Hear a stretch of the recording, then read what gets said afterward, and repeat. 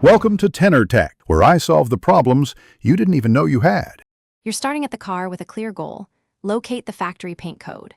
Open the driver door jamb first and scan the sticker for C/TR, paint, or a 3-4 character code. Photograph it. Once done, check glove box, trunk, and under the hood for duplicate labels. Make sure you note the VIN too. Dealers and parts suppliers can pull paint info from VIN if the sticker is damaged.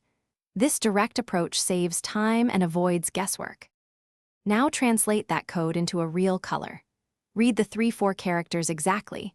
Toyota uses numbers and letters where letters often indicate metallic or pearl finishes. Once you have the code, confirm the finish type because metallic pearls require different formulas. Next, call a dealer or paint supplier and ask them to match the code to an actual color chip or formula. If variations appear, compare a physical sample or swatch.